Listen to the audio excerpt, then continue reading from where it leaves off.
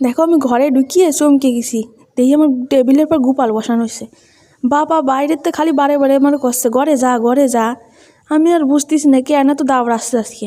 ঘরে এসে দেখি টেবিলের পর আমার গোপাল বসানো রয়েছে। মানে আমি তো পুরো চমকে গেছি। তো অনেক দিনের স্বপ্ন ছিল, শখ ছিল, তাই আজকে বাবা আমার আবার সারপ্রাইজ দিল আর শখটাও পূরণ করলো। এবার নিয়ে গেলাম ভাইয়ের কাছে, ভাই ধর উল্টো ওই পাল্টাই দেখে নিচ্ছে আর কষছে, ও গোপাল তুমি কী খাবা? প্রথম আসলে মামার কাছে ছানা মাখন কী খাবা? এবার আসলে শুয়ার পালা, ওরে তো আর প্রতিষ্ঠিতা করা হয়নি আর ওর জিনিসপত্রও কিছু আনায়নি, তাই ও এখন তো আমার কাছেই থাকবে কয়দিন। বিছনা করে শুয়াই দিলাম, এই দেখো শুয়েও পড়িছে বাবু।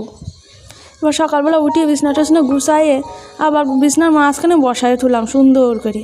এবার বাবার কাছে চল কাঞ্চন তোর গুঁড়োয় নিয়ে আসি। বাবা আবার নাম দিয়েছে কাঞ্চন, দেখো সবাই রে দেখাচ্ছে, সবাই কয় ভালো হয়েছে ভালো হয়েছে। এবার চল এগুলোই মামির কাছে, মামি কয় দাও তুমি গোপাল আনিস আমার কাছে একটু দাও। এবার কচ্ছে ও গোপাল তুমি সত্যি সত্যি মল্লিকের কাছে চলেই আসলা। দেখো মামি কোলে নিয়ে কত কিছু করছে।